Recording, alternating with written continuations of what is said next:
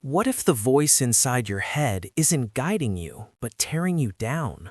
What if the reason you feel anxious, drained, or never enough isn't about talent, intelligence, or circumstance? Maybe it's how you speak to yourself when no one else is listening. Think back to your last mistake, a message sent, a task delayed, or a goal missed.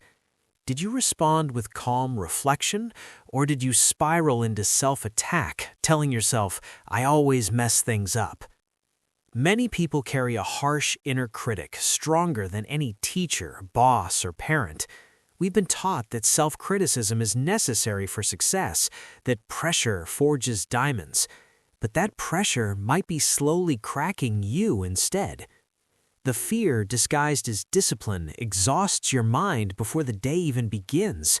One mistake turns into an identity flaw, and achievements barely satisfy before the goalpost moves again. Imagine living without bracing for your own judgment at every turn. After a misstep, you pause and think, "What can I learn from this?" Instead of replaying conversations late at night or comparing yourself to others, you focus on growth. Motivation becomes about curiosity and progress, not fear. That shift seems small, but it transforms how your brain handles stress, setbacks, and daily challenges. This video explores the power of responding to yourself with firm understanding rather than shame. Self-compassion doesn't mean abandoning standards or discipline. It means shifting strategy and understanding that constant threat damages your brain. Harsh self-talk activates fight or flight, narrows creativity, and weakens problem-solving. A cycle begins: stress, underperformance, criticism, and more stress. Conversely, responding with understanding frees your mind. The prefrontal cortex engages, helping you see possibilities rather than threats. Mistakes become lessons instead of personal flaws. You separate behavior from identity, saying, "I made a mistake," instead of "I am a mistake." This shift reduces anxiety, strengthens resilience, and fuels long-term motivation. Many fear self-compassion, believing it dulls ambition. Examine your own life. Has harshness made you peaceful or confident? More often, it leaves you tense, always chasing, never satisfied. True strength corrects without destroying. Discipline rooted in self-respect outlasts fear-driven attempts.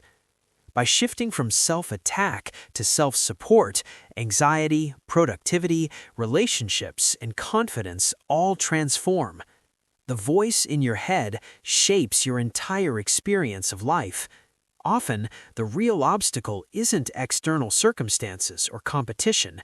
It's the internal voice undermining you daily.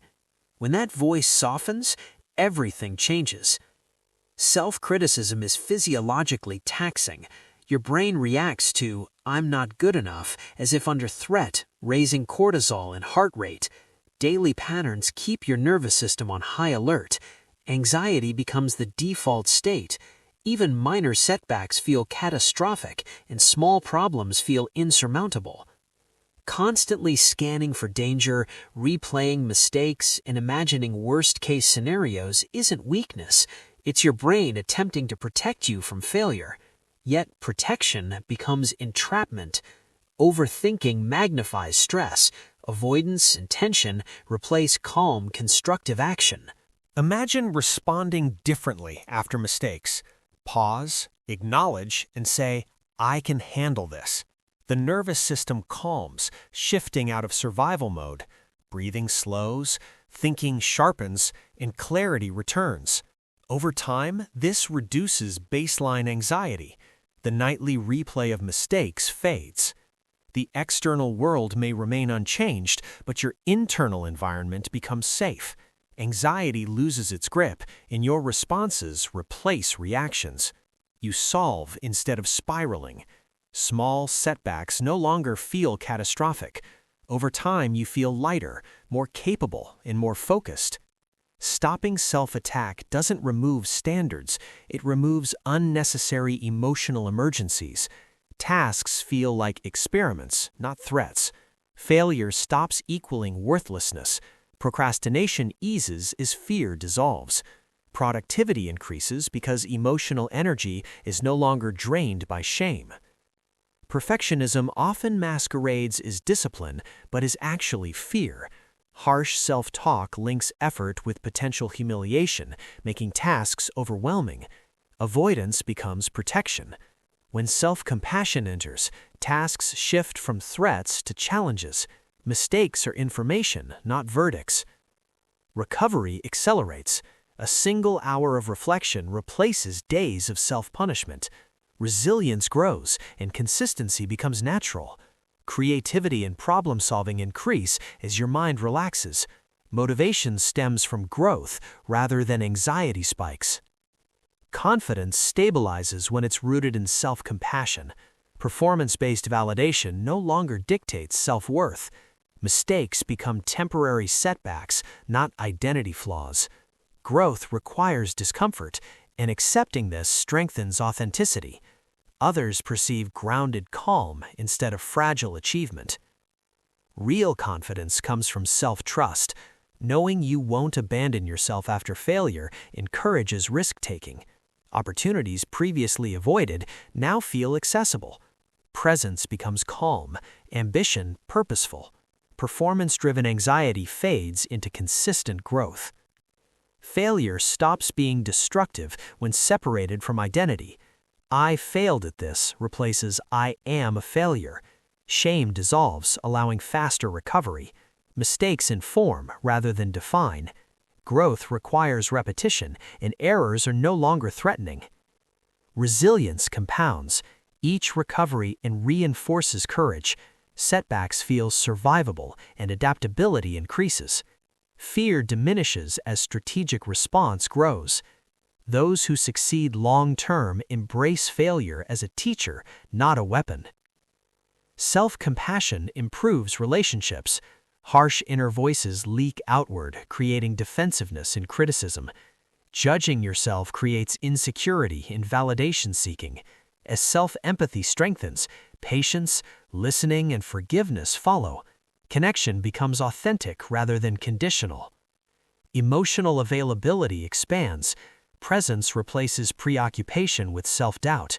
Communication sharpens, boundaries stabilize, and trust deepens. Comparison fades, and others' success becomes inspiration, not threat.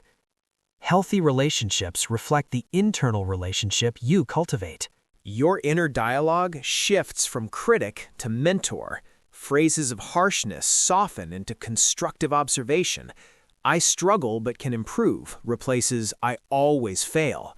Brain pathways adapt, strengthening patience and emotional regulation. Reactions slow. Curiosity replaces dread, and overall mood stabilizes. Mental strength isn't cruelty toward oneself. True toughness balances responsibility and rest. You maintain standards without humiliation. Strategic self-correction replaces destructive criticism. Discipline, ambition, and growth align without self-harm. This balance fosters resilience. Setbacks are endured without collapse. Goals are pursued with clarity rather than fear. Emotional regulation steadies responses. Strength multiplies when the mind becomes a training ground, not a battlefield. Pause and notice your internal voice. Observe how quickly you move from a mistake to self-condemnation. Recognize the cost: sleepless nights, missed opportunities, and tension. A different approach begins by responding with guidance, not attack. High standards remain, but fear no longer dictates effort. Stop being your own enemy. Correct without condemning. Fail and adjust without humiliation. Work hard from belief in growth, not fear. Real strength is steady guidance, not loud criticism. Anxiety decreases, confidence stabilizes, productivity improves, and recovery quickens. One small shift, saying, "I'm allowed to be human," can start a transformation that multiplies your strength and potential.